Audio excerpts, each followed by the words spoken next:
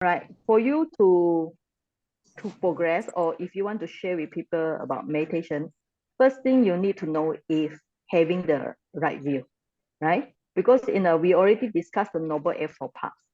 If you don't have right view, you don't have right thought, all right, you might also 5% or 8%, then you will not be able to have the sila samadhi panya, right? You need to have a right effort, mindfulness, concentration, but the right view first. That's why discussion like this here, it clear your doubts.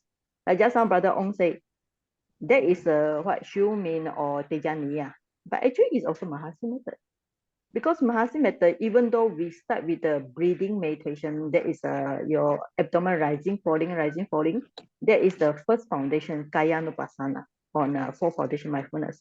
But later, when the mind calm down, then we can go for Vedana Nupassana, contemplation of the feeling. Then the Chitta Nupassana, like just now. The mind contemplate the mind. When the mind contemplate the mind, there will be two: the mind, the watching mind, and then the object. And after that, there's another watcher, another awareness of that contemplating mind. Actually, there are three minds, but they happen very fast sometimes, right? So that's why it's good to practice more method instead of just fix with one guru or one teacher. Because when you fix one teacher, your mind is very limited to that idea. And when you come to people who discuss another method, you will be at loss. You thought either they are wrong or you are thought that you are wrong, right? So sometimes it's always like that. You thought people are wrong, you don't think you are wrong. Okay. So what you do is, so we will have some Regency, you need to switch off your mic. Regency, your side is quite noisy. Okay. Okay. Okay. All right. Switch off your mic for what? Okay. So now, so first we say meditation means. Later I will give you the notes. We will discuss very brief on that. Now we will discuss now. When people ask you meditation, what's the meaning of meditation? Do you meditate only in sitting?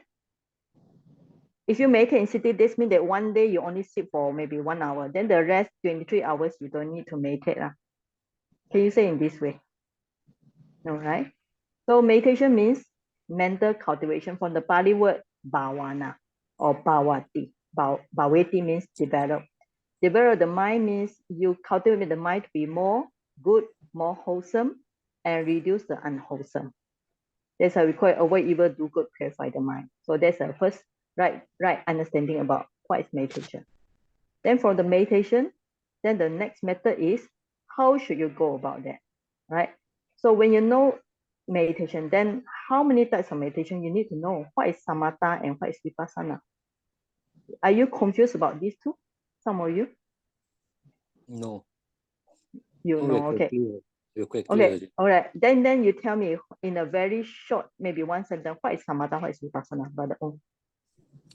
Samatha is the calmness meditation. You still try to still your mind so that the mind doesn't fluctuate too much. Okay. Then and you try vipassana? to lead towards the concentration. Vipassana is insight lah. Just let the wisdom come up. Okay, so do they have same object or different object? Slightly different object. You must have sufficient samadhi before you can have this vipassana. Okay, if you think of sufficient samadhi, what is this sufficient samadhi you're thinking about? You almost right. You almost stop the nivarana lah. Okay. Almost quite stop all these mental hindrances. Okay. Let me adjust the screen. All right. Okay. Right. So once you know the definition of meditation, the next step is try to understand this samatha and vipassana. What is the difference? So when you practice, let's say you do samatha, then how do you change to vipassana? Or from vipassana, how do you change to samatha? It's also important for you to know how to change, right? So when people having the vipassana practice, they might face some problem. And when they practice samatha, they might face some problem. So what are the differences and how to handle them? So it's also important to know, right? So later we will go through what is samatha and what is vipassana, right? And like today we are talking about Brahmavihara, all right? So what is Brahmavihara? Metta, Karuna, Mudita, Upekha. Like loving kindness, compassion, mudita, rejoice, and equanimity. So these four, how many of them are samatha? How many of them are vipassana? So we must also know. So all these are good for us in daily life when you associate with other people, right? But do you practice only in meditation or in daily life? Then let's say in meditation, how do you practice? In daily life, how do you practice? The approach is actually quite same, also quite different, depending on how you see. Right. So when we know about this, we also need to know, like we call it the four guardian meditation.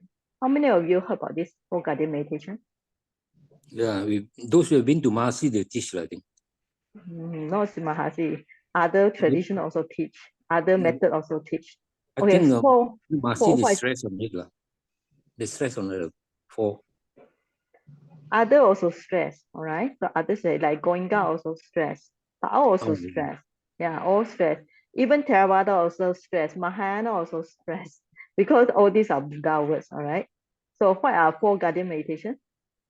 Sayagyi, are you referring to the Chaturaraka Bhavana? Yeah, right? yeah. So the yes. four Okay, so what are they? Buddhanusati. Buddhanusati. Yes. Yeah. Marananusati. Did I say correct? Marananusati. Yes. Collection of recollection. Marananusati. Yeah. Okay. Metta. Metta and Buddhanusati. already say just now. Buddhanusati, Metta, Marananusati, Asubha. Yeah, impurity of the body. Yes. So for these four, how do we relate to the Brahmavihara? Because all these are meditation that we should do, right? Every day. Like these four protective meditation or four guardian meditation, they guard our mind. So the Buddha recommend us, or even actually it's not really Buddha word, but you find in the Visuddhimagga. But maybe you can find in some of the commentary also. But all these are considered under the tradition of Theravada. Okay. Okay, so this one we need to go through. So now we will already have a guideline about what should we know. Because I find that a lot of people keep on asking me the same question about meditation because they don't have the right understanding. So like when they go to meditation, they practice hard, but after a while they get blur.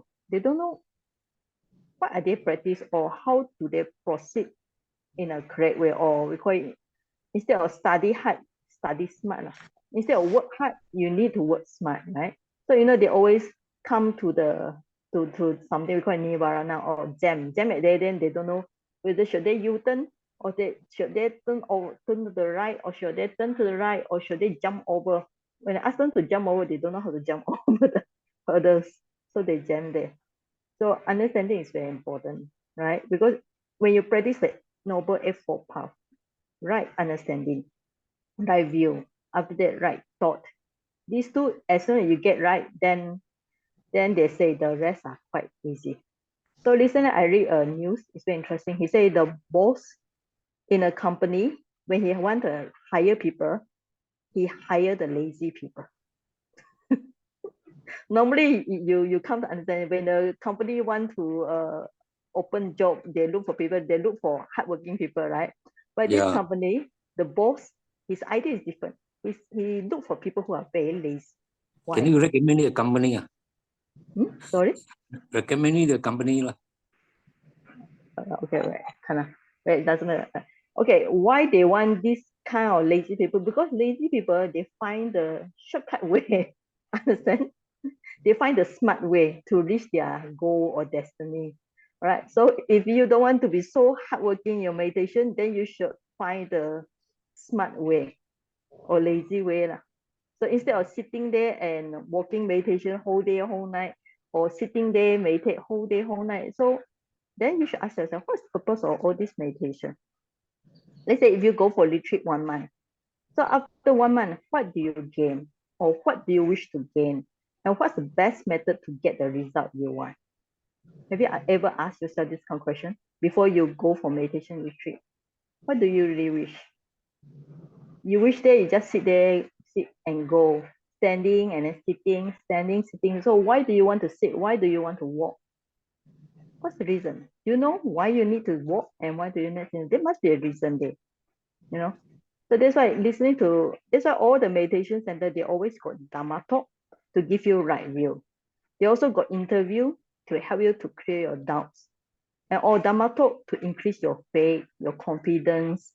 And then when you listen to Dharma, you got joy. All right. So if you notice all my teaching, I stress on getting the right information. So this is actually lazy way of meditation. You don't want to work so hard in meditation. You want to know what is the right way, smart way to meditate, so you get the right knowledge.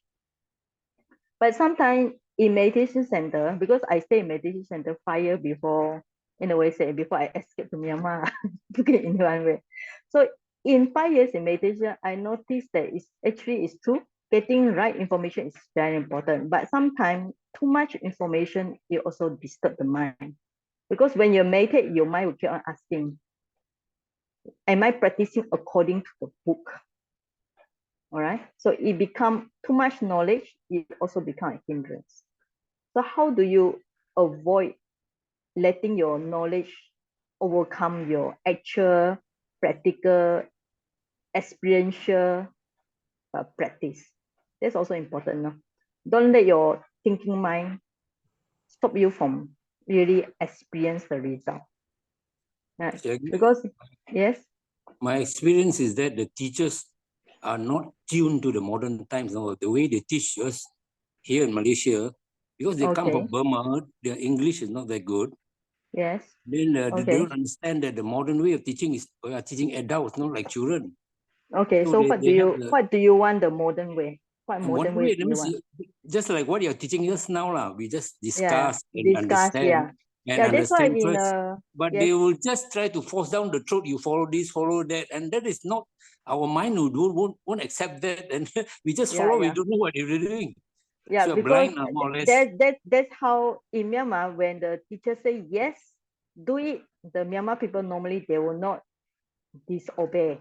So they follow the instruction and they gain result fast because they are like empty cup, right? But I think most Malaysian, you all are half cup. You listen to many teaching. So even you put a new knowledge, you will mix the new knowledge with old knowledge. So after that, you getting more blur. I don't know. Instead of letting your mind be clear, so your mind get more blur with the old knowledge from one teacher and new knowledge from another teacher. So, and that's why in Myanmar, last time actually when the country opened, now it's actually open for meditation.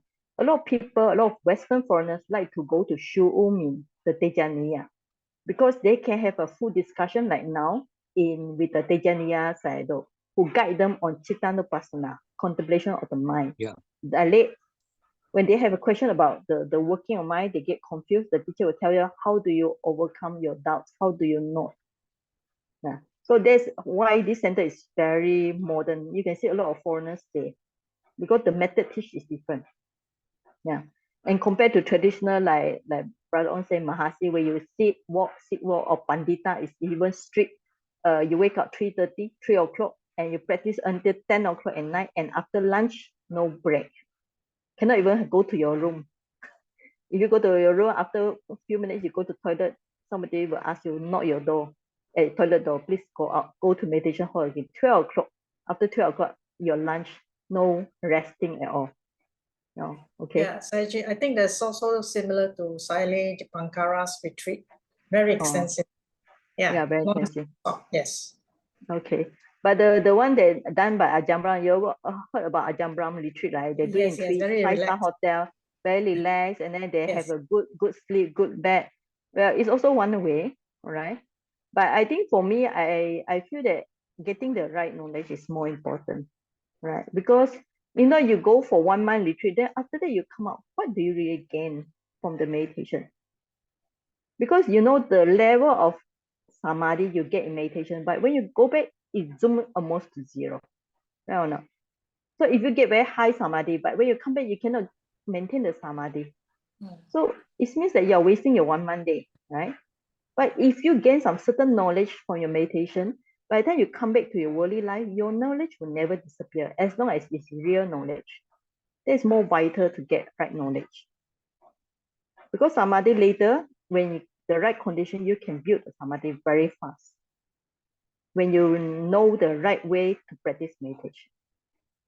Okay, so now we already do some. Okay, anybody got some question to ask? If not, I go to my notes now. My notes, as you know, is very comprehensive. I actually, sometimes, sorry, the way I write sometimes it's like doing my thesis. It's kind of like to be a habit already. When I write something, then I think, oh, this point is not enough. I better go and get some more points for another book, right? Any other question on meditation if you want to discuss? If not, we go to my notes now. Okay, right. Okay, so let me share my notes.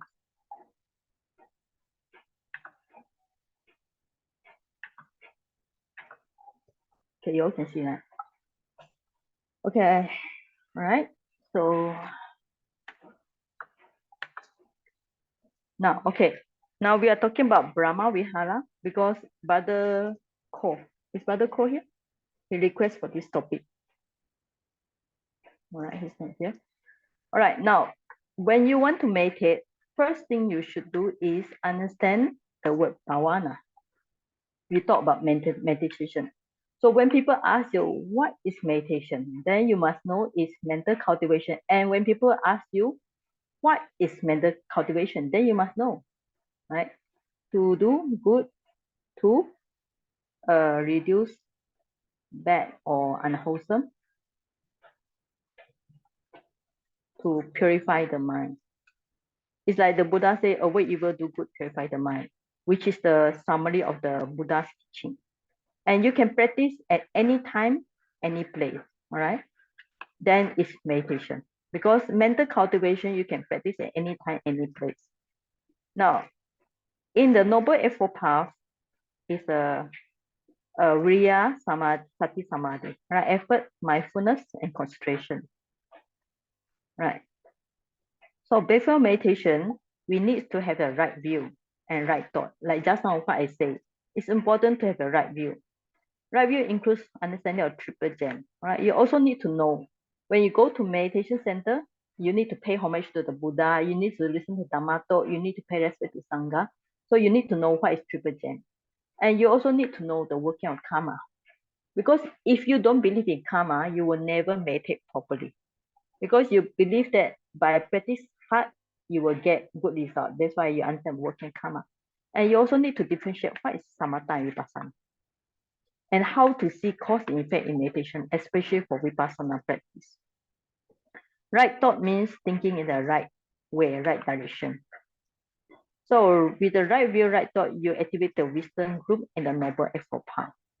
So this whole smart way, when you got enough wisdom, right, then you can reduce your ignorance and delusion. Then your practice will be sharper and smoother. If you still have lots of ignorance and delusion, so no matter how hard you try to practice, your meditation will not be sharp, your wisdom will not be sharp, and it will not have good progress. So like now we study hard and smart. Right? Now we are by getting okay enough and suitable information.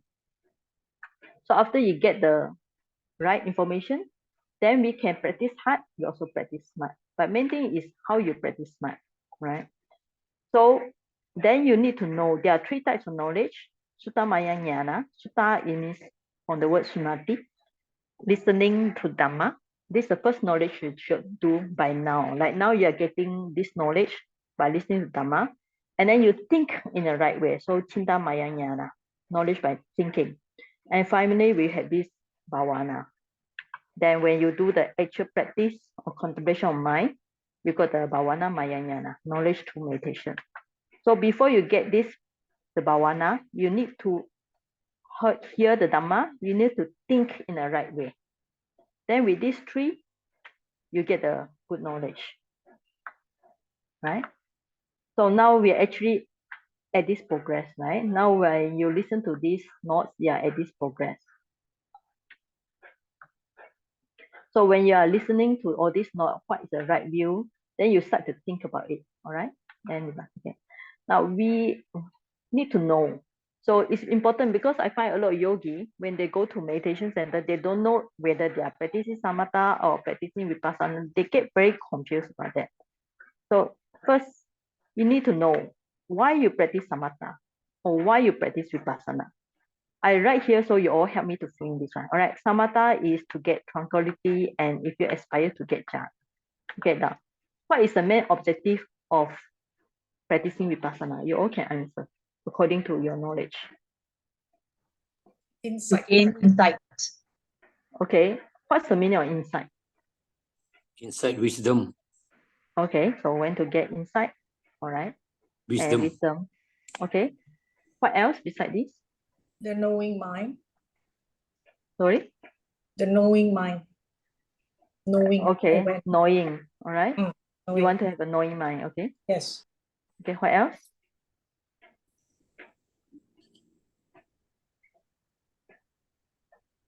See anicca, dukkha, anatta. Okay, so you want to see the truth, right? We call it the truth.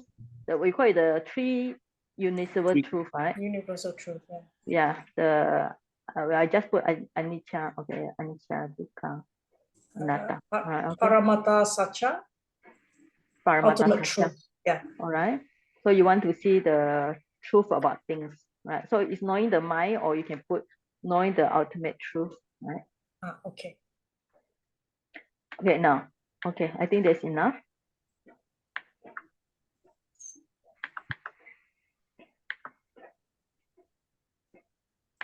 Okay, now you know the difference already between samatha or vipassana.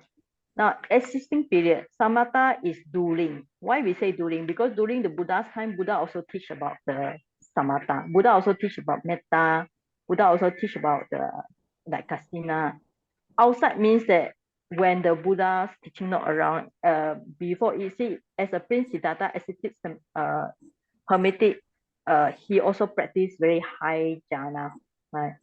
So other hermit, they also practice samatha also. How about vipassana? What is the existing period? During the Buddha's time. Okay, Buddha, not Buddha's time, Buddha's dispensation. Buddha's time means when Buddha is still alive. Buddha dispensation means that the period of Buddha Sasana. So we call it Buddha Sasana. Means that even though now the Buddha passed away, his Sasana still exists. So we call it during, right? During the Buddha Sasana only. So outside the Buddha's time, there's no more Vipassana. So when this Buddha disappeared, Buddha has passed away, when the Dhamma passed away, after that, there's no more Vipassana. Now, who can teach samatha? Other students, you all can try. Who can teach samatha? How about Sumita?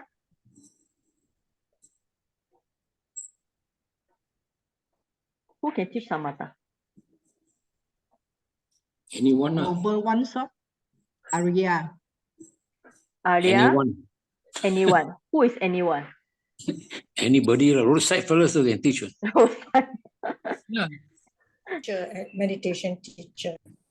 Any teacher, okay? Any teacher. Or any people who are knowledgeable, okay? How about Vipassana? Who can teach?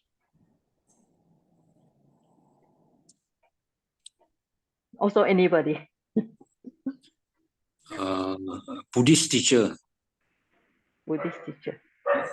A Buddhist Alright. teacher. Even some of the Buddhist teachers also cannot teach Vipassana because they never practice Vipassana. How can they teach Vipassana? So who can they? Teacher. It's more of a Theravadian teacher, Theravadian meditation teacher. But not all the Theravada teacher also can teach Vipassana, right? Oh, okay. So who? Who? Who has experience? Right. Who is experienced? Even your classmate, if they're experienced enough, Yes. they also can share their Vipassana knowledge, right? So experienced Adyanamitas.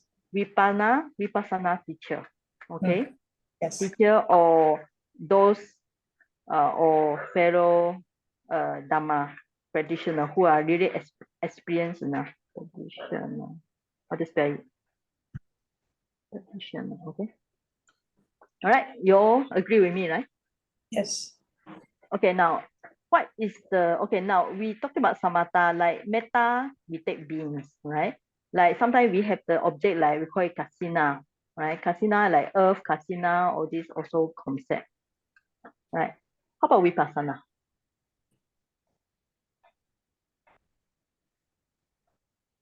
Ultimate Moment to reality. moment to moment practice. Ultimate reality. Object, we are talking object. You're talking about the ultimate reality.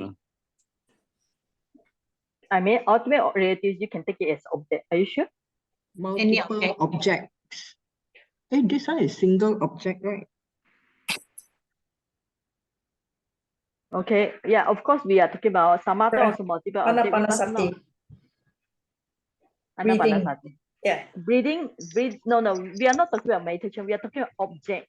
Oh, What kind of object? Sayaji, I Yes. think Vipassana many object is it? Many object is it? Yeah, I know. Multiple. Here you also can, like types of object, we I also see. can put many, right? Oh, Here I also see. you can put many, but what kind of object we are talking about?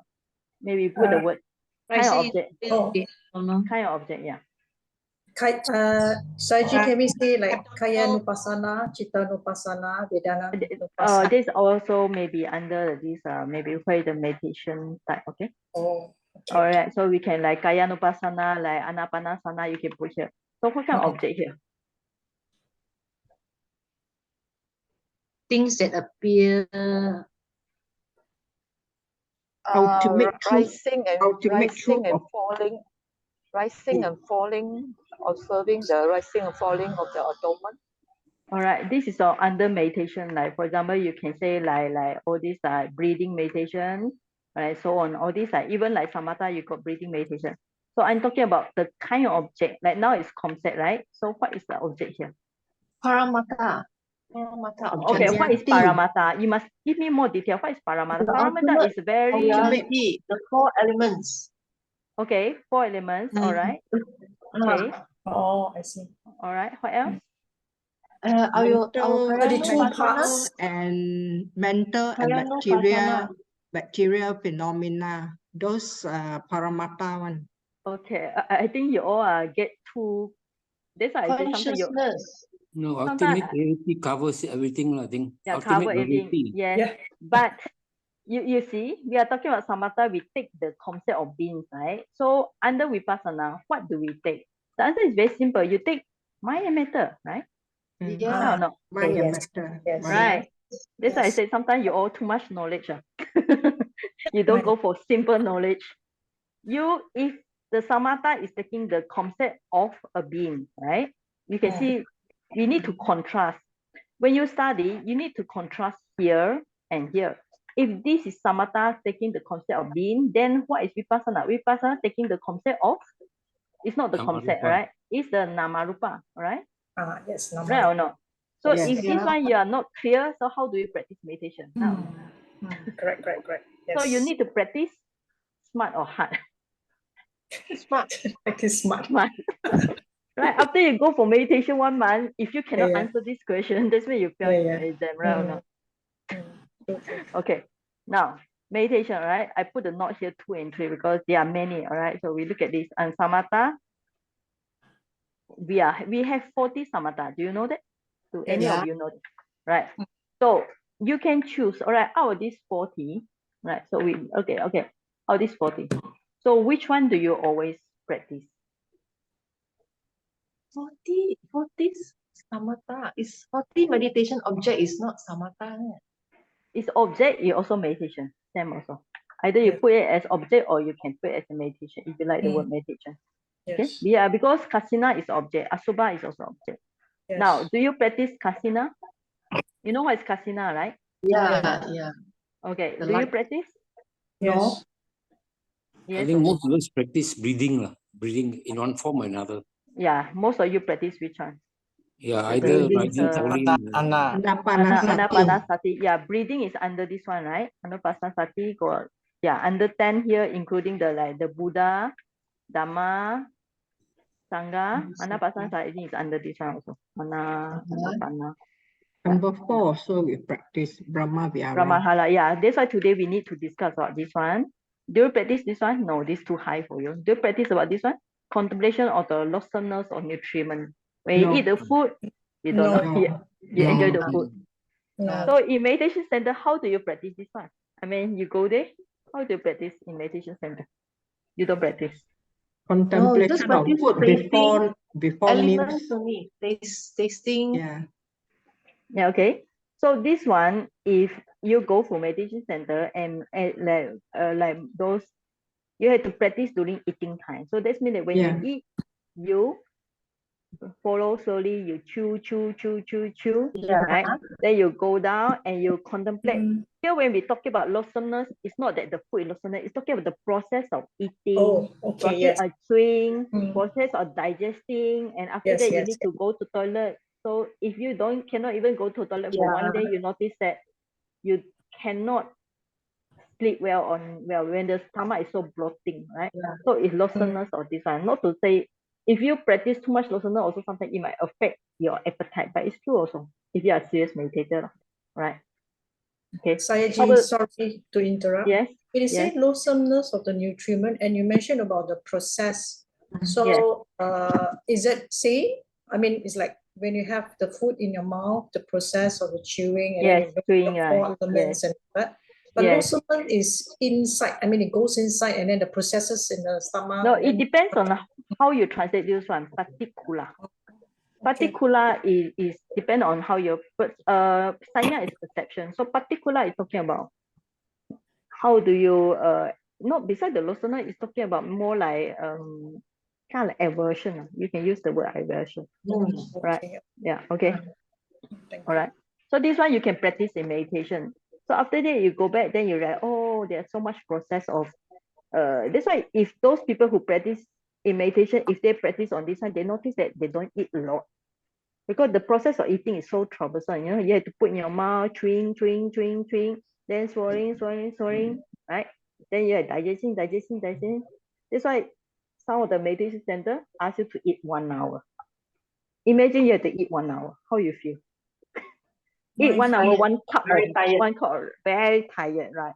Because the process of chewing, swallowing, eating, digesting, and after that you notice that when you're not enough mindfulness, you think the taste is good. But when you have enough mindfulness, you just notice it's just a taste. It's just a contact only. Okay, it's just a contact only. All right. So this one you can practice in meditation. All right. I think we are taught to do it in the Mahasi method, no? Right. Yes. Okay. So this one is 4 elements. 4 elements. I think most of you know the earth, water. This one you can practice in walking meditation. All right. Silent. This is also Eh, this is also samatha, but this is also vipassana. All right. Now we are under the samatha practice. Okay. Yes. Who is speaking? Please this identify your name, please. skeleton. Oh yeah. Sorry, I'm Padma. Okay. Lim. This meditation on skeleton is under Asubha, is it? Skeleton is Asubha, right? Yes. Okay. The All right, 10 thank you. stages of decomposition of the body. But this one, I Okay, think most of us, we don't practice because first, we don't see the corpse. But unless you attend the funeral, you know, when you go to funeral, what are you supposed to do there? I mean, when you go to people's funeral, so what are you supposed to do there? You go for the chit-chatting and what else? Say prayers. Yeah, Send metta. I mean, sorry. You say metta, you share the merits. Yes, And share then merit. what else? So you can go and do this Asubha. Reflect. One day you'll be lying down like this. Yeah. And you see when the dead corpse, what's the color of their body, you know? And how the smell. Is there a smell? No, Yeah, covered up. but we by can't the smell coffin. it. Yeah. You can't smell it. Yeah, last time when I think you all can see me, right, on your screen. Can or not? Can. Yeah, Right. Okay. Yes. Last time, when I was in JB, one of the brother, he invited us about, I think, 9 o'clock night time to go to one of the uncle, his place. And then we are one Agawati, 2 of us, supposed to do chanting near the corpse. And the incense smell is very strong. And the weather is hot, so the corpse smell also very strong. So imagine trying to do the sharing of merits in this kind of circumstances. One is incense smell, another is corpse smell. So it's actually very not easy. Okay. So when you go to funeral, don't just focus on chit-chatting or sharing marriage. Go to see the corpse and contemplate the color, you know, the texture of the person who passed away, and you see the aging side and how the death appear on his face. Recently, I think one of the devotees, I saw her husband before the husband passed away. I saw the color of death. You know what's the meaning of color of death? You color of death. When person is still living, but still, what kind of color? Purple color, right? Blue color. Yeah. Blue color, yeah, because they have cancer, so their color is always look very abnormal. Blue color or purple color. This is what we call color of death. You know, yeah, you can see also in Asuba. It look very pale, you know, very ugly lah. All right. Okay, so this is under samatha. Okay. Sayaji, Yes. sorry, this Anga.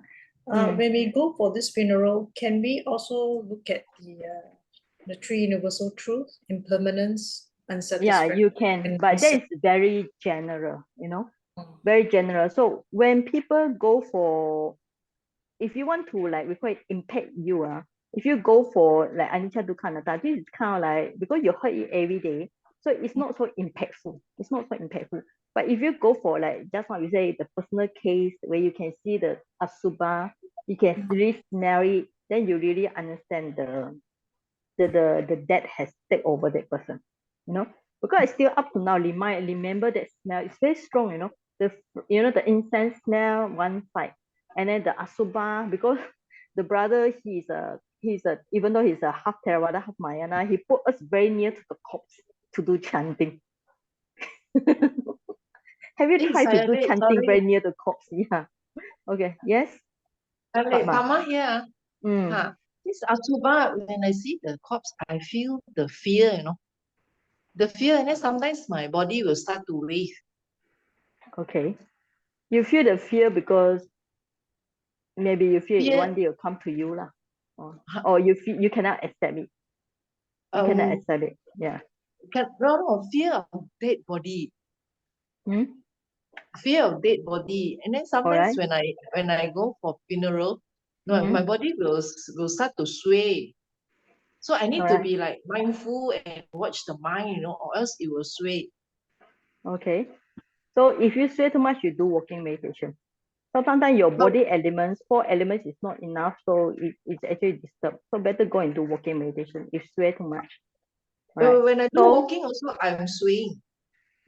Yeah, but you need to, sometimes all this because funny things come because your 5 faculties, you know, effort, mindfulness, concentration, faith, and then wisdom, 5 faculties are not balanced. So that's why all these funny things like swaying, like your body is not stable, your mind, that's mean that your mind is not stable at that time. Okay. Like when there is a Mahasangika Dana also, your body will start to sway, you know. Or when there is a like overwhelming feeling like that. Yeah. All right. So you just go and make your mind more calm. When your mind more calm, automatically all this will disappear by yourself. All right? Oh, okay. By itself. All right. Thank you. Okay. So the best is actually go for truth. Right? Okay. All right. Now we talking about all this. You notice that in the samatha, right, and this under vipassana, there are some overlapping. Right? So we talking about the vipassana is under this 4 foundation of mindfulness, or in detail, you got the Kayanupassana, body, contemplation of body. Like here, you got the breathing. All right, I hope you all can see the body. All right. So Anapana is breathing. What is this Iriapata? You all know it. Don't know. Posture, right? Okay. What is posture? Sitting, walking, standing, and Lying down, lying down, and any we call it the 4-man posture, and any small posture like bending your hand, small movement, okay? Bending your hand and shake your head and so on. Sampajana is clear comprehension, all right? Okay, and then this is the another one. Patikula manasikala is lawsomeness, yeah. So it's like lawsomeness of the body. Same like just now lah.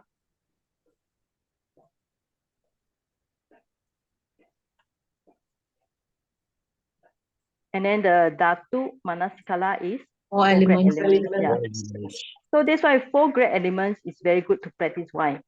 Because it can be either Vipassana. Here is either Samatha or Vipassana. It depends on how you practice, you know. So later we discuss how do you differentiate. You are practicing the same object, but one is Vipassana, one is a Samatha. Because the Dhatu Vavatana 4 elements, here also 4 elements. So you can see these two are same. So it depends on the technique.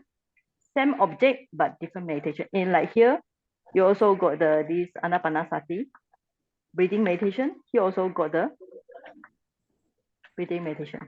Same object, but one is Samatha and one is a Vipassana. So this is Vipassana. So and then you also got feeling, where you got feeling, all types of feeling. So 5 kind of feeling, all right? Yeah. 3 physical and 2 mental. Yeah, so 3 physical and Physical. no, 3 mental. Huh? 3 mental. Oh yeah. Eh? 3 Oh, yeah. mental, okay. Pleasant, Pleasant. unpleasant, Neutral. neutral, and then the body pain, okay, body happiness, all right. And then this is 2 mental. Chitta Tapanasa, all types of chitta and dhamma. So 5 nivarana is hindrances. Kanda is Aggregates. 5 kandas. 5 aggregate, all right. Aggregates, 5 aggregates. 12 ayatanas. 12 base. 6 bases. And 12 12 bases, 12, or sometimes you oh, can yeah, talk yeah. about. So if you want to talk about Dhatu, also 18 is also 18 7. elements. So 7. 7 bojjhanga, 7 7. factors of enlightenment. Satya is For truth. 4 noble truth. 4 Four noble noble. truth. So you notice that actually Vipassana is more interesting because you got the Dhammanupassana. So that's why it's true, no? If you practice meditation, you find that your meditation is so boring, so you might as well go for this one or go for this one, right? Because it makes your mind interesting. Because there's no point if you practice, you feel so bored. You might as well choose the object you are very interested in, right or not? Okay. So if you just not the sitting, walking, sitting, walking, you feel so bored, then you change the object. That's why Vipassana is good. We have so many objects here. You can go to contemplate the hindrances, your body aggregates. The 6 sense base means that your eye, ear, nose, tongue, body, mind, or 7 factors enlightenment, or 4 noble truth also possible, right? Or you just want to contemplate the mind. What kind of mind you have? Angry mind, okay? Hatred mind, right? What else?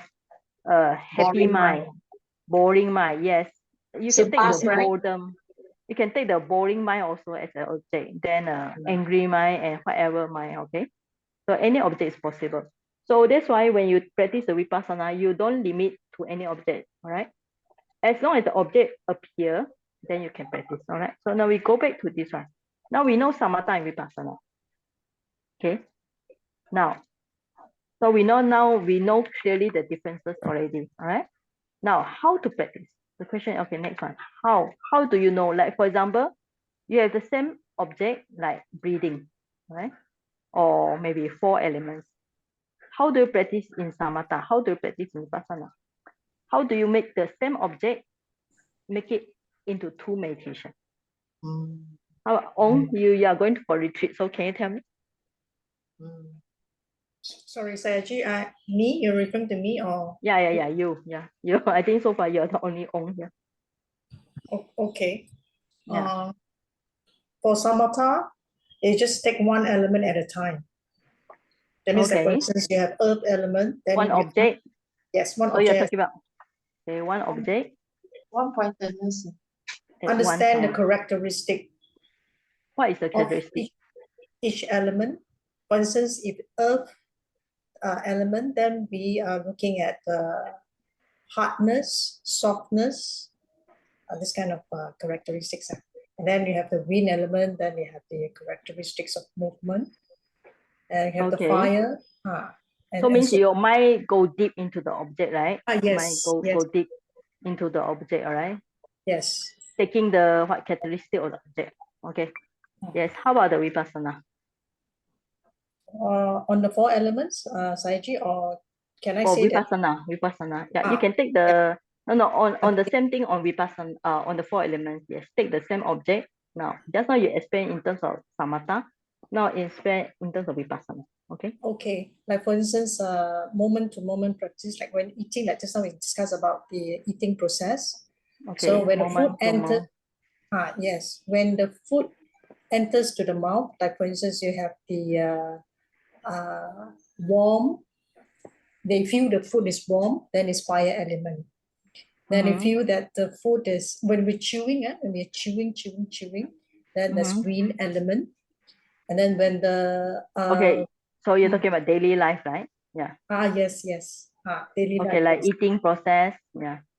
Of that, hardness, like eating hardness, softness, right? Yeah. Yeah.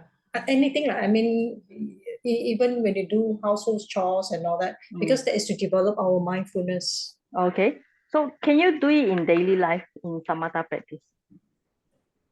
Can.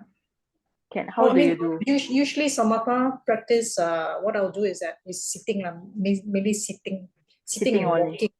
Sitting and walking. Okay, sitting and walking. Okay. Okay. So beside these 2 points, samatha and vipassana, so anybody want to give more idea? How do you differentiate what is samatha, what is vipassana? How about Doris? Doris, yeah, all going for meditation, so you better answer me first. Doris? Hi. Hi, Sayaji. Can you turn on your video? Yeah. Oh. Yeah, I agree with Sister Ong. This is what I've been doing only. Okay. Yeah. Yeah, Sayaji, actually, there are so many other objects that we are practicing on, but this is some examples to share. Okay. All right. Yes, I know your point is okay. So I want to know any other points besides what you say, like one object can go deep and then moment to moment daily. What else? How do you differentiate what is samatha and what is vipassana? Right?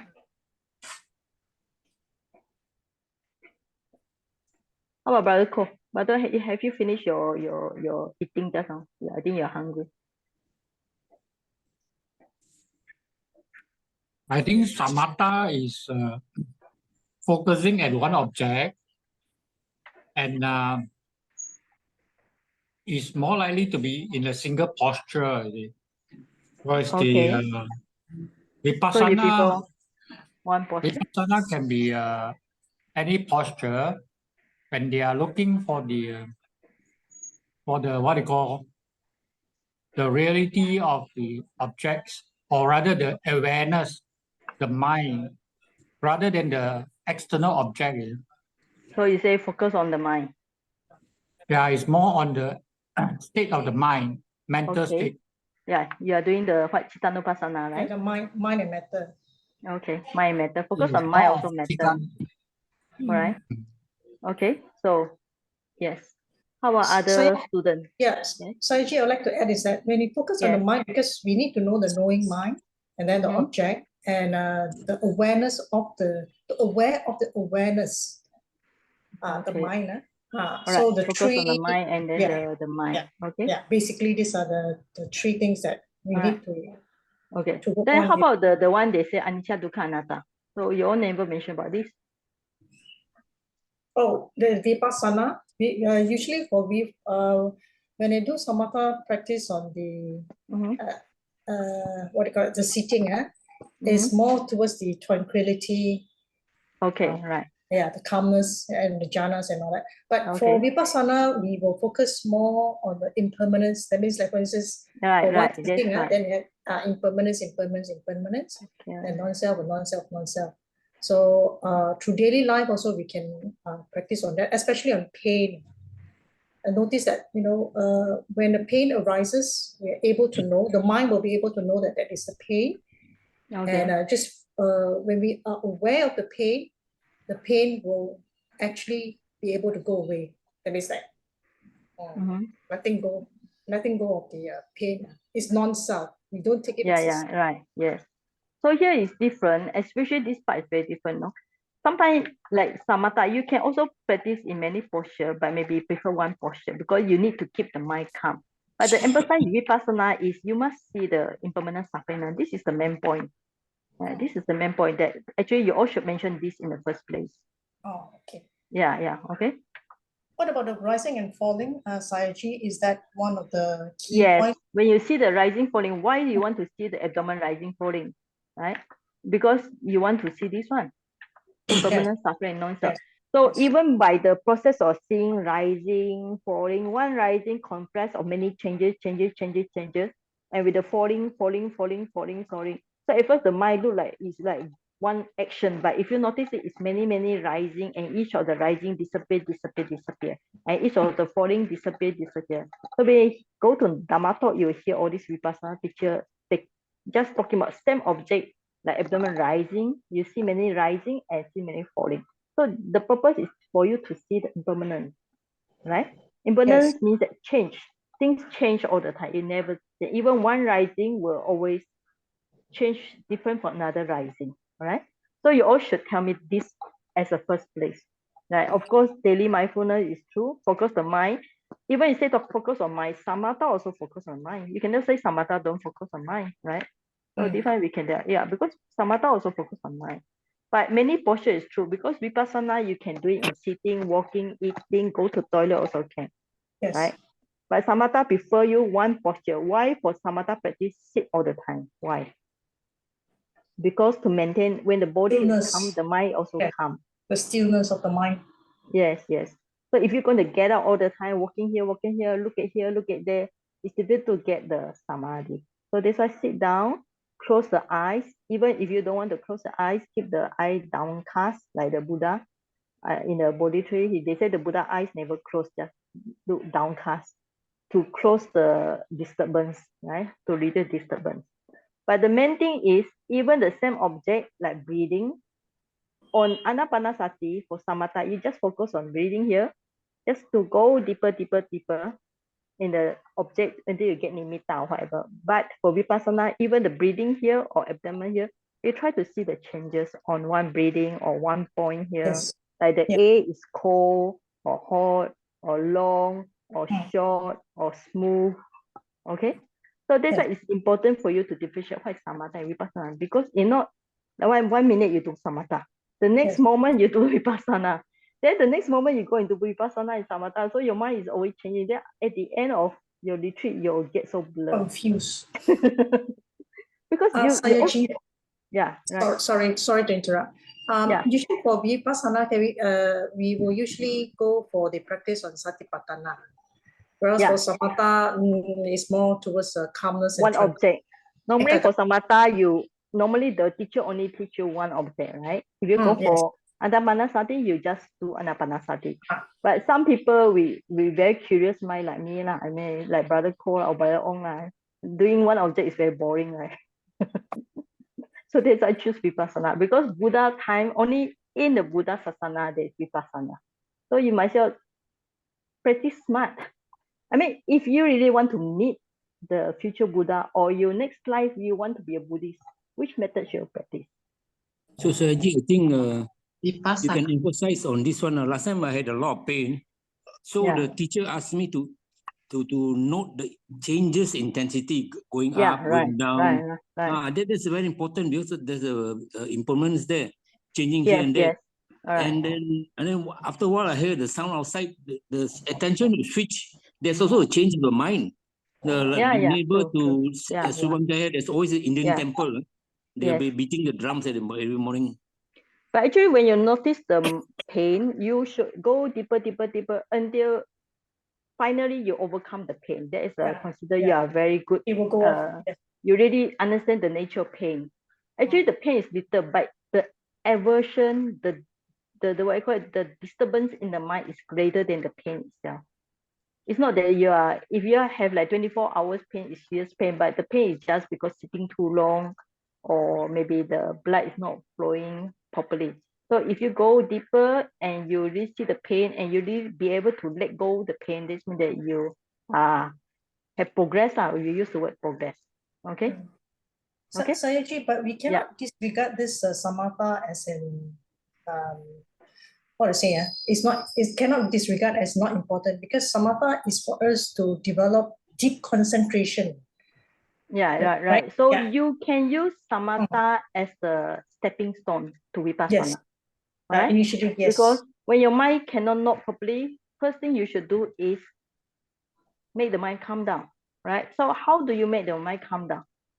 You can note the breathing, count the breathing 1, 2, 3, 4, 5 until sometimes they say count to 10. But if your mind is so restless, how much do you need to count? Up to 100, Let's say if you count 1 to up to 100, your mind already calm down, definitely, right? If you count 1 to 10 and then 1 to 10, 1 to 9, your mind feels so still agitated. So might as well give, sometimes if I like that, I will count out to 100, 200. Then you notice that you need to pay lots of effort to keep the numbers also. Okay. So last time my students here, now most of them go to Singapore to work. So I asked them to practice counting and to see who get the account. Some they say I got 50, some I got say they got 20, and finally some they say got 20. But sometimes for young people, it's good to change to challenge their mind. Yes, Brother Ko. Yes, Brother Ko. Yes, I did. On the nivarana, the hindrances, hindrances, because hindrances can be for samatha as well as for vipassana, right?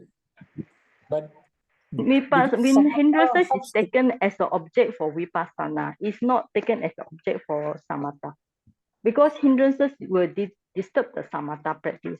So once the hindrances is there, nobody can progress in the samatha. But in vipassana, we are lucky. We can take it as a practice by itself. So what is hindrances? 5? How many remember? You all? Sensual pleasure, evil, sloth and torpor, yes, restless and worry, and doubt. Right? So you can take this as an object. Like for example, now you sit there and then the weather is so hot, so you're thinking about what? You want to go and buy ice cream, right or not? Sloth and torpor common, very common. Yeah, sloth and torpor is common, yeah. Sleepiness. But actually the first thing that really most of the time, if you notice that after a while, no matter how good is the food in the retreat, your mind also still want to eat the food that you always eat, right or not? Do you have experience when you are in meditation center, after that you still thinking about I want to eat certain food? So the sensual pleasure is very there, but sensual pleasure is kind of like quite subtle level. It's very soft and sweet, subtle. Subtle and very persuasive, It's very sweet. Oh, if I can have this food, I will very satisfied, That's why it's difficult to practice at home. You know why? Too much sensual pleasure. Yeah, so if you feel bored, you turn on the TV, turn on your handphone, or go to the fridge, you just drive your car. We go Malaysian car and it's just inside your house compound. So you just easy for you to drive outside and buy the whatever you want to eat, come back. So it's not easy to practice at home with so many sensual desire. And if you try to practice, if you go for meditation center, and if you are possible for you to stay alone in a building or in a house, at that time you notice how does the mind torture yourself with all the hindrances. Normally you will not have so much hatred one, no much. It's only this sensual desire and also sleepiness. So the mind is like that. Once it cannot get the object it wants, you know what happens? It switch off by itself. It feel bored, then it go to sleep, right? So like this is how I see my students. I see the young one, like 7 years old, 8 years old. Last time I asked them, wow, they really can sit for 2 hours or 1 hour. Then you ask them, what they do? They say the moment they sit for meditation, they turn off their mind and go to sleep. They are expert in sleeping in meditation time. Okay.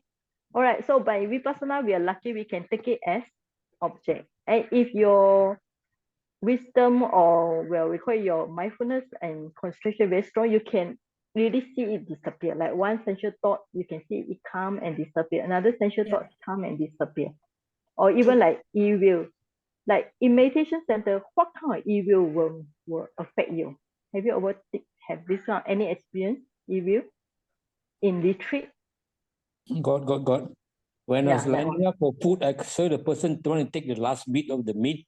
I was very angry. Yeah, it's true. It's true. And also when you're sitting with other yogi, you know, other yogi will always disturb you. Why? Because the yogi, especially I think Malaysian, you all switch on the fan to your elbow, like me also lah. And then one fan, you move the fan to your direction. Then another yogi feel very hot. She take the fan and move to her direction.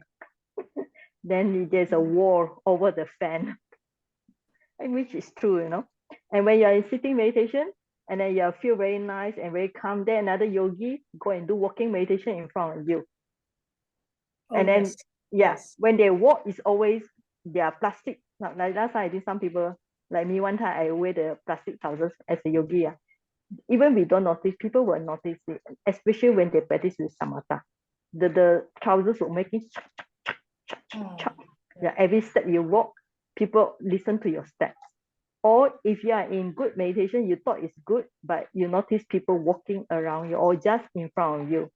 Because when the light is shining and then they are walking, you can see their shadow, you know, moving around you. So it's actually quite disturbing. Now the evil will come very naturally.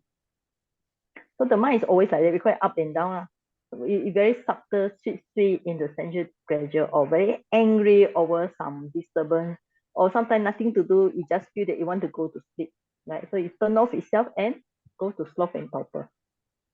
Sometimes you might worry, you know, if you not finish one thing before you come to meditation, if you forget to switch off your gas at home or turn on the water pipe, then when you come to meditation retreat, you always have doubt. Have I switched off the gas or not? Gas stove. Have I turned off the electricity or the fan, is it on or not? You know, or if my handphone left in the car, is it there or being stolen? You know, that kind of doubts will disturb you. Okay, so to come to meditation center, you need to do a lot of we call it letting go lah, even before you step to meditation center. All right. Okay. Now, right. So we're talking about this is an object of Vipassana. Okay. Now you're all clear about what is samatha, what is Vipassana, right? Okay. So it's important to have this right view, because if not, when you go to Vipassana center, there's also another problem. When you're supposed to go for Vipassana retreat, you practice samatha, right? Or when you go for samatha retreat, you practice Vipassana. Okay, and the teacher try to guide you, but after if the teacher guide you, it decided you cannot or you don't want, or your mind refuse to follow the order, the teacher actually give you up. Do you know that?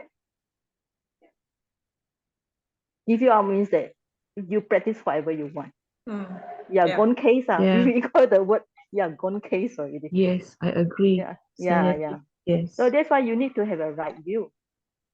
Because if you practice Vipassana in a samatha meditation retreat, it's also not nice for you, not nice for teacher also.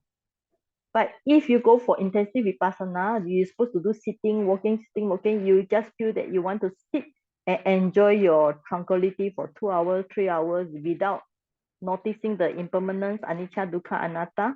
You are wasting your time, and the teacher also don't want to guide you because your mind refuses to do Vipassana.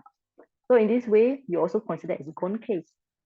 Gone case means that the teacher say bye-bye to you already. Okay.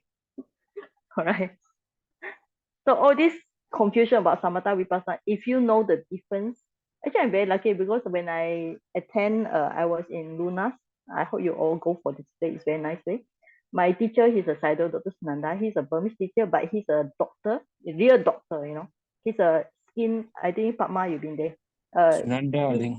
Yeah, Sunanda. He's a skin specialist doctor.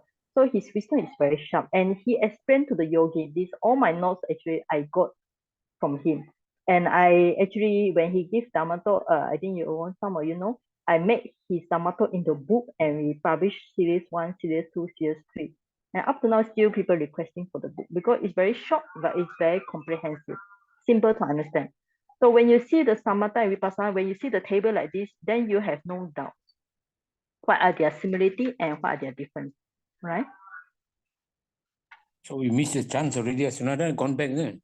No, he passed away already. Oh, passed away already.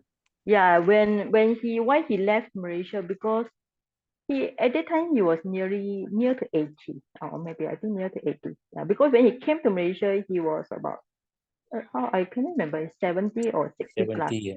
70 plus. When he go back, that's why a lot of yogi love him. Why? Because he's very fatherly. You know, those who really encounter him, you will feel his loving kindness, real loving kindness.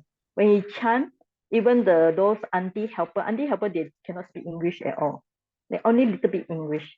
Nurse Saido also cannot speak Chinese, but he can radiate his loving kindness towards everybody. So a lot of people also really feel his loving kindness. So I'm very lucky, really say sadhu, sadhu, sadhu, to have meet a very great teacher, a real meditation teacher.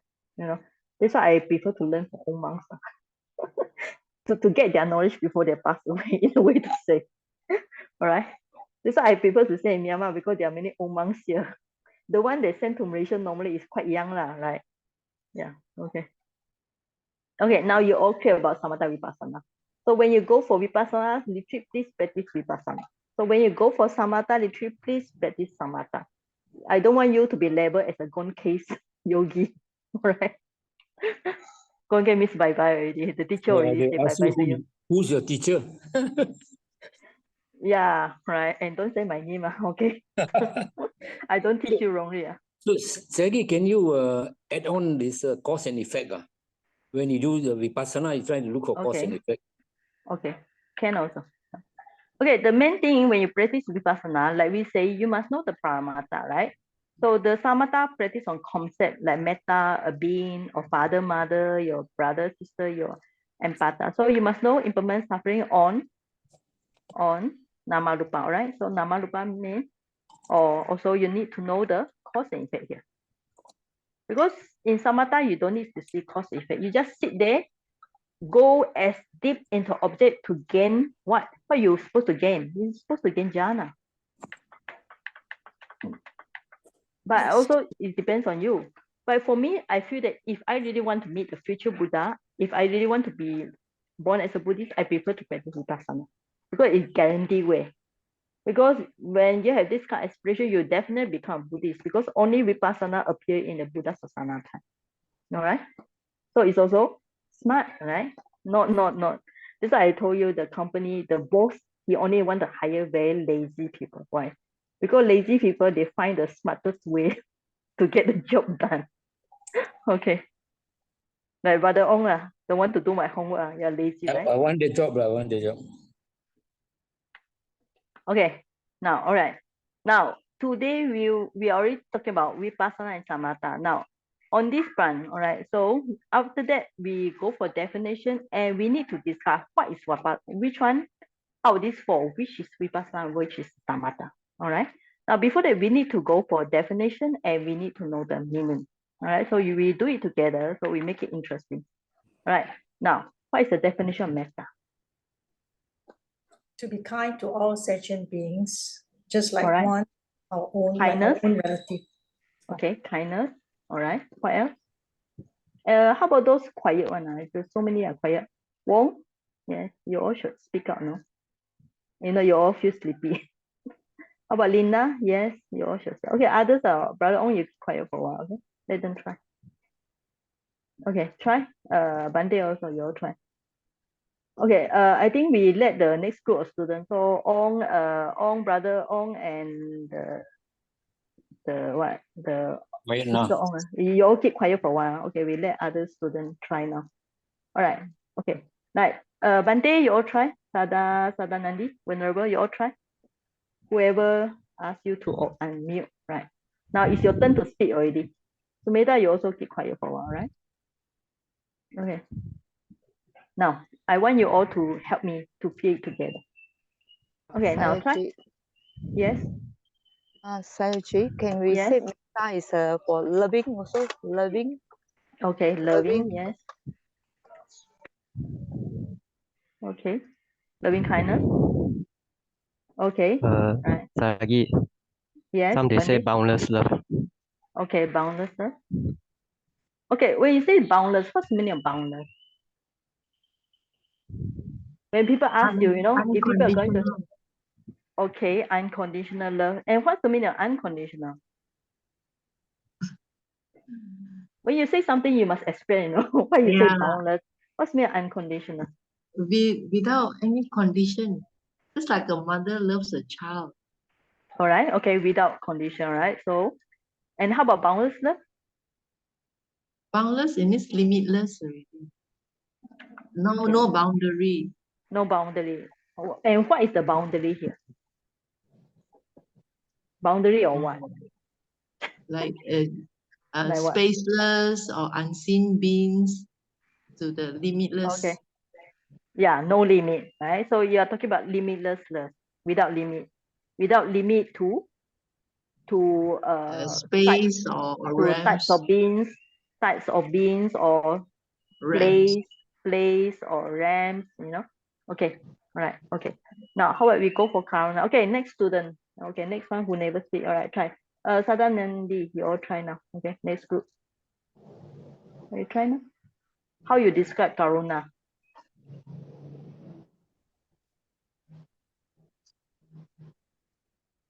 Okay.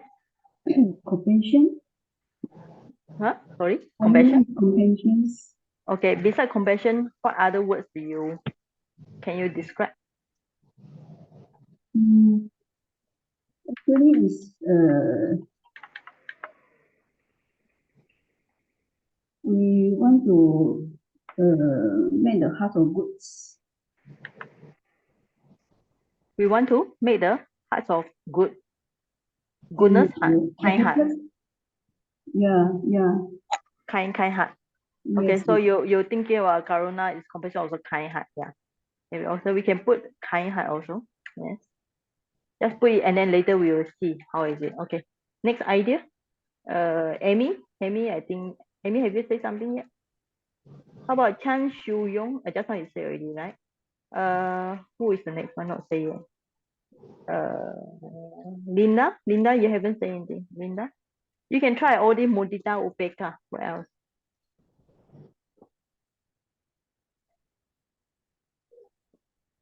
Okay. No more feedback. Okay, Vijansi, you can say now. Yes. How about mudita or compassion? How about this upeka? How do you answer mudita? Mudita. I don't know. You don't know. Okay. Who knows? All right. Forgotten. Sorry? Forgotten. How about Wong? Okay, Wong, Poch. Sorry, Ji. Okay, yeah. Maybe for Karuna, can we have being sympathetic? Okay, you want to put sympathetic, okay? Okay, good. Yeah, this is a good word. Yeah, sympathetic. Okay. Yes. Mudita, could it be glad? Okay, think about gladness. Okay. All right. Yes. Saya Ji, may I add for mudita? Equanimity. Yeah. Sorry? Equanimity. Equanimity. Yes, Vijansi, just now you want to say something? No, it's me, Doris. Okay, Doris, yes. Saya Ji. For mudita, could it be joy for other people's happiness? You feel the joy in you? Joy, okay. All right.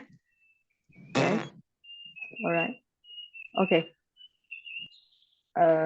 Any other answer? Any other you want to add on? Okay, now if not we compare. All right. So if you're going to put kindness here, right? So if you're going to put kind heart here, can also. What's the difference between compassion and loving kindness? You know, if people ask you to contrast only these two, how do you see it? What's the difference? Okay, we think about in terms of object. What's the object for metta? What's the object for karuna? Or how, when you see metta, what is the object for metta? Right? So, okay. So now brother Kao is here. Okay, brother Kao, we try. Object of metta. Not really. No, I don't really know. Have you practiced metta? Probably, I think, okay, as just a lay person, I look at this way, like between compassion and metta. So when somebody in needs of help or in distress, so if we wish for, then we feel sorry for the person, right? So when which means we have compassion for the other person lah. So from when compassion, people then is in, you're talking about people in suffering, right? yeah, is in distress or in need of help lah, something like that Okay, lah. good. Okay. So How about the metta? Compare so here when- and then metta. So metta, do we take people in suffering also? Metta. yeah, when we have compassion towards the other person, so naturally we'll have metta for that person lah. We at least we Okay. we So do you are something. saying that these two are quite similar, right? Yeah, that's significant, but there's a slight difference only lah. Okay, okay. All right, slight difference. Okay, now can anybody describe what is the slight difference that as far as you see? Yes, Yeah. Saiji, can I try? Yes, Ong, you can try, yes. Yes, for metta loving kindness, can we say that is this the kind to the loving kindness to the sentient being for them to be happy, the causes of happiness. So the object will be happiness for metta. Okay, you take the happiness, all right? Yes. Happiness or for happiness of sentient being, all right? Yes. Whereas for karuna, is mainly for the free the sentient beings from sufferings. That means removing suffering. The object will be removal of suffering. Can I say that? Oh, okay, good. Suffering, remove from suffering. Okay. Yes. Good. Yes. All right. Okay, good. Now, like it's also same what like brother said, but now you can see the metta and karuna different. Metta is actually focus more for the happiness, and karuna actually focus on more to make them free from suffering. So you can see the way, even maybe we don't use the object, the aim, the way or the object, or maybe we could use the word, the aim is very different, little bit different, So when you see people in suffer, or you see a poor dog or whatever, at that time your karuna is stronger than metta, right? But when you see somebody who are very your son and daughter or your parents, whoever, so it's more on metta. Okay, and what is the feeling of metta? Metta is much more happy because the object is actually more on happiness. But when you talk about karuna, the mind is actually still little bit suffering there, because it's like they say they're talking about the compassionate of Kuan Yin lah. The object is different, Yeah, Kuan Yin and then the Buddha is in a way Mahayana also mixed about here, but Kuan Yin is much more on suffering, and then and other like middle for all these are more towards happiness in a way you can say like that. But the way we see things different. How it's like you can talk about same object but different. Let's say you can see a dog. All right, now at my center, how many dogs? I got 4. Last time I got up to maximum up to 9, and including the cat, and then the birds, lizards, so many animals here. All right. So if I wish them to have good food, it's more metta. But if I see them without food, it's much more karuna. Okay? All right? And if they get food, when the dogs get food, what will the dog do? The dog cannot speak. But I have so many dogs now, I also quite expert in the dog language. You see the dog when it wags the tails. That's mean that it's happy. So at that time you practice mudita, joy, right? So after you feed the dog, then are you going to put the dog same room with you? No, because the animal has a disease. So you let them stay outside moving around. Like here we got paddy field, they are under the sunshine. It's better for their health. So at that time you practice upekha. Yeah. You can take the same bean and we just practice metta, karuna, mudita, upekha according to the circumstances. All right? Okay? All right. Now the object, Sister Ong, you say the object is for mudita is? The object will be the happiness, what do you call it? Simple joy. Joy is more of joy, calmness, and pleasant state of mind. Not on joy here, because joy is more on the definition. Here actually more on we call it the prosperity, or maybe their good condition, or their well-being. Yeah, maybe their well-being, all right? Because when they are in a suitable condition, so we, like let's say the dog, or they got the food, so they look happy, I also happy for them. All right. Okay. It's more on their well-being. And then upeka will be, what's the object of upeka? To overcome the attachment of self-centeredness. That means like so no I lah, no I, no me, no self. So what is the object? Oh, the object will be overcome. That's peace the of aim. mind. That's the aim. Yeah. Free from desire. Peace of mind. Peace of mind. Okay. Overcome peace of mind, or what? Overcome love and hatred. We call it the word like dislike, right? Yes, like dislike. Okay. Like and dislike.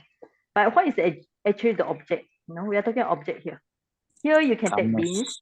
Here also you can take beans. Here also you can take beans. All right, of beans. Okay. So here we also can take also beans, right?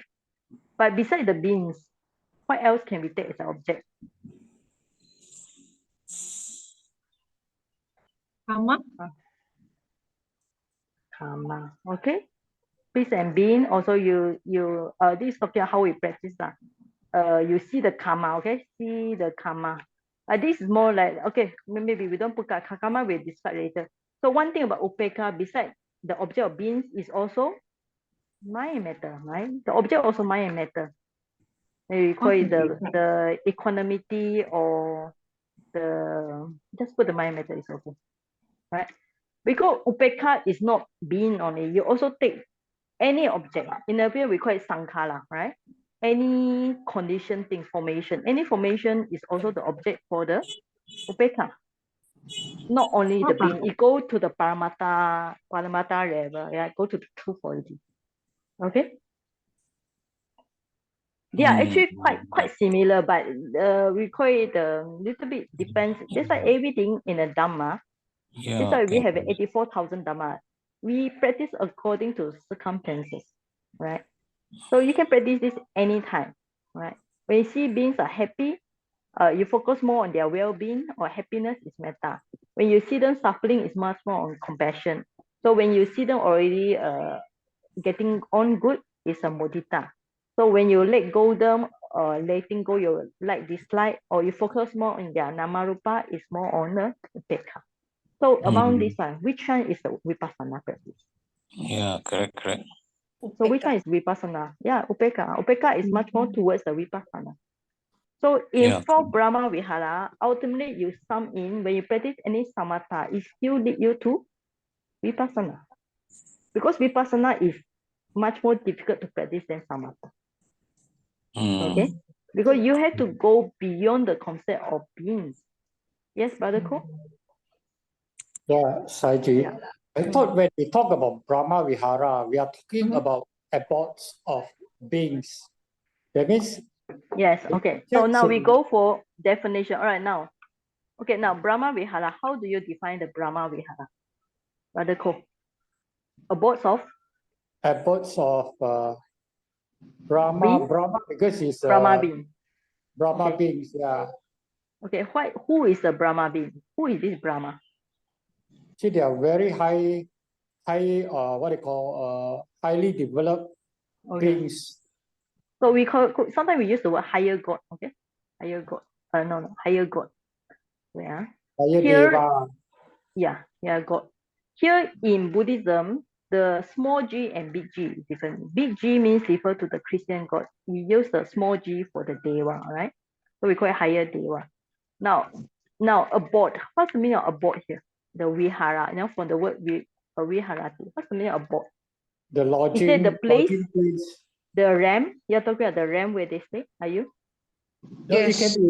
It can be a ram. It can be a lodging place, or depending on. But in this case, I will look at it from the ram side. Okay.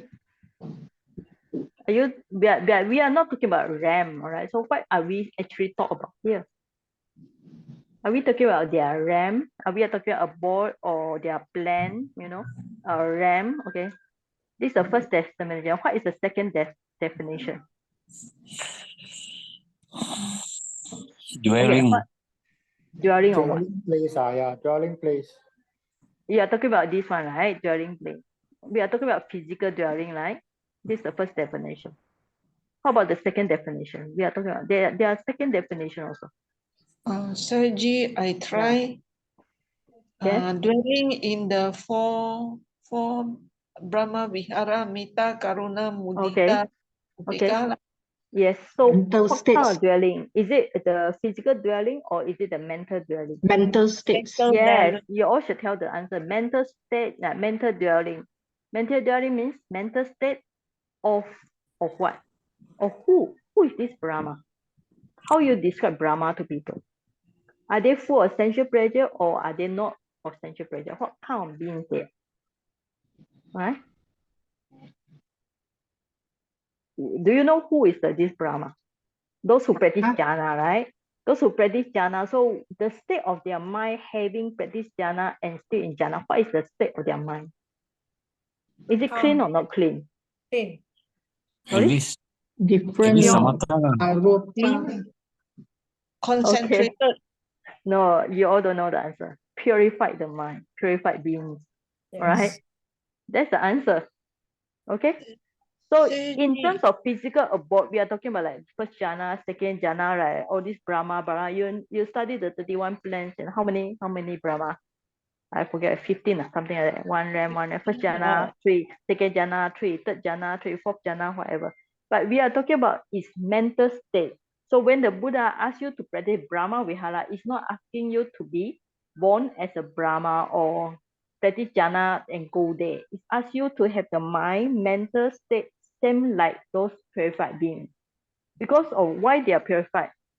Due to their jhanic attainment, okay?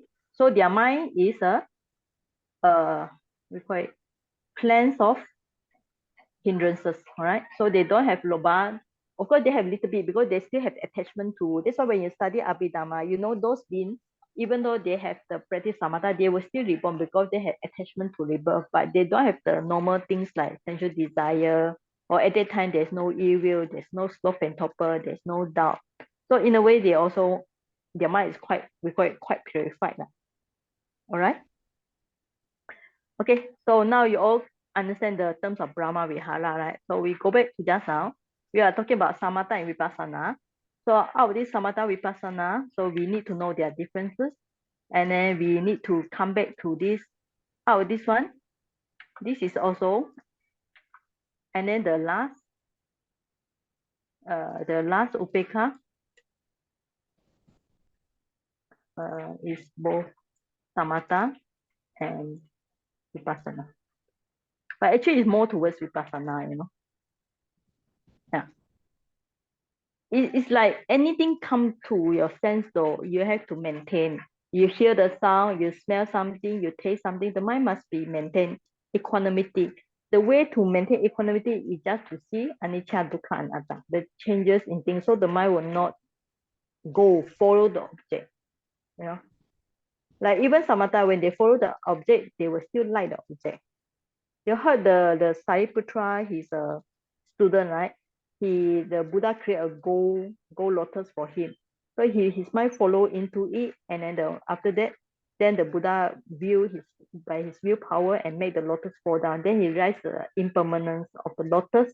Then he reflect it on the body. The Sariputra already tried to taught his student for more than 3 months, but no progress. Because in the many past life, normally they say as many as 500 past life, this student of Sariputra was born as a goldsmith family. So his mind always used to see gold, beautiful things. So his mind cannot absorb. The Sariputra tried to teach him the asubha, the impurity of body. He cannot take this object, you know. So that's why we need to know from the samatha, we can change to vipassana. Like when you see the flower, the lotus flower wilted, made of gold, then his mind also see the impermanence. All right, so we already now 1.5 hours. So next week we'll continue. So for those who just joined in, actually this we call it the basic Buddhism already. How many times? More than 10 times already. All right. So maybe another 1 or 2 or 3 sessions, then I will stop it.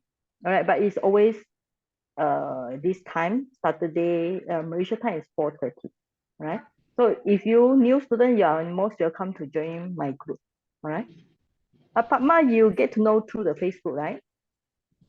Yes, Sally. Yeah. Yes. If you want to join the group, you just do you have my telephone number? No. Okay, Rosalie, I just you all have how many sessions already? This is not the first 10, session, is it? 10 times. Oh, okay. Normally I don't advertise that because one thing is I'm still a student, so I don't want to. The moment I post in my Facebook, all my teacher will see one. Okay. Okay. You just copy this number. So Wait, I got a pen. Okay, yeah. what's the number? 79660914. I put on the chat. Okay, this is my Myanmar number. Do you see? 79796609114. Okay. Yeah. Okay. So you said that hello to me, so I will add you in group. So in future we will also start with next year, hopefully maybe January or February, we start with the Abhidhamma. Okay, because this very basic Buddhism was done for these two vulnerable, for them to, they are going to take exam in my university. So before they go, I try to impart some of the knowledge and let them have some good foundation. Because in my university already run for more than 20 years. So far only 2 Malaysians. The first one, or more than 10 years ago, more than 20 years ago, I'm the second one. So only so far 2 Malaysian, or maybe including the one of the Malacca, I think Sumita, yeah, three or four students from Malaysia. So because normally this university is not so famous like Sri Lanka University, right? I think most of you sit exam with the Sri Lanka, right? Okay. So I hope more people will go, because I think it's very good to get very good foundation in Bali. And ours is really very traditional, like Brother Ong say, traditional way, teach by the traditional old monks. Okay, very traditional. So you don't expect any modern things, no psychology, no counseling, just Abhidhamma and Vinaya and Sutanta. All right. So I hope whatever I learned from my university, I can pass to you all, to Abhidhamma. So hopefully we can start in January or February next year. I hope you all sign up, right? Sign up as, take it as a certificate. Force yourself to sit for exam. Like recently they sit for Pali exam. It's interesting process, like Doris also sit for the exam, right? Like with Jancy, I think, yeah. When you sit for exam, you notice that how much you understand or how much you don't understand. How much you miss the point. Okay. Okay, so Chan Shu Yong, can you turn on your video? I know you are from where? Okay, I think the others I know. Yeah. I cannot see you. I'm Melinda, but my camera is down. Melinda. Okay. Actually, I'm traveling from KL to Malacca now in the car. Oh, okay. So Okay, I no try problem. Sorry, Okay, sorry, okay. my No camera. problem. It's okay. Then others we thank know you so already. much. Okay. Yeah, Padma, so you send me your message, then I add you to our group for future announcement of the Abhidhamma. So normally I don't advertise in the Facebook because the moment I advertise, all my teacher know. Okay, all right, okay, thank you. See you all next week. So may all the good memories, may we fulfill our Panya Parami. All right. And so Metta Parami also. Okay. Sadhu, sadhu, Thank you very much. Thank you, Thank you. Bye-bye. Sadhu, Thank you, sadhu. Sayaji. Thank you, Bye-bye. Sayaji. Okay, bye-bye. Thank you, Sally. Thank Bye. you, Sayaji. Sadhu, sadhu, sadhu. Can I ask you a Take care. question? Oh yeah, sure. Those who want to stay. If those don't want, you can leave now. Yeah. Sorry. Yeah, sure. This is more towards Vipassana practice. Is it okay? I mean, yeah, sure. I need to clarify. Yeah, sure. Because when practicing the Vipassana, I understand that there's something they call Vipassana Jhana. So initially I didn't know what Vipassana Jhana was. All right, yeah. So you heard the terms called Vipassana Jhana. Which I try to understand now. Are you sure it's called Vipassana Jhana? Normally I heard it's a Kanika Samadhi. Kanika Samadhi is more towards the momentary concentration. Yeah, there is more samatha. That one okay, that one no problem. Okay. But the Vipassana Jhana, which I actually also read from the book from Sayadaw U Panita, and also some of other Sayadaws they did mention. So from the practice of Vipassana, it's more considered of, they call it Sama Sana Nyana. Is that correct? Sama Sana Nyana, yeah. Okay, Sama-sama. That means clear knowledge by comprehension. That means we know, the mind knows clearly what we know and what we are aware of, the object. Samasana, do you know which, we have 16 types of Vipassana. Do you know which Vipassana? It says some Vipassana jhana, this is the first level, the first level. No, not first level. No. Samasana, the first one you get is Nama Rupa Parichedanyana. Yes. Differentiate between mind and matter as a first step. Then the Paccaya Parigahanyana, you try to see the cause and effect. Then the third one is this Samasana. You try to see the impermanence, suffering, anicca, dukkha, anatta of all the Nama Rupa. This is the third level of the 16. Third level, but this insights. is a very gross level, level, because at that time, even though you already say we are supposed to see anicca, dukkha, anatta, but the mind is just a little bit on anicca, dukkha, anatta. Because the fourth step is trying to see the udayabhaya, see the arising and passing away. Yeah. So at that time, the anicca is more prominent, right? Then after that, you can see how the mind, that's why you say, when you get to the udayabhaya jnana, the fourth step, your mind will be more happy because what, your concentration is strong. And then you get you can see the things really clearly, like you see with your eyes. So your mind, it will be, have lots of joy, right? But that Samasana is third stage. The one you say Vipassana jhana, Vipassana jhana, normally I will say it refers to the Lokutara side, the supramundane, all right? Because supramundane, the mind really need to penetrate into the object nibbana, right? So at that time, the mind grabs hold very nice into the object, right, of nibbana. And at that time, the mind already truly understands about nama rupa. So normally I always say the Vipassana jhana refer to the supramundane. I see. Okay. So there's the last stage. Not the beginning stage, it's the last stage. But Vipassana, according to Sayadaw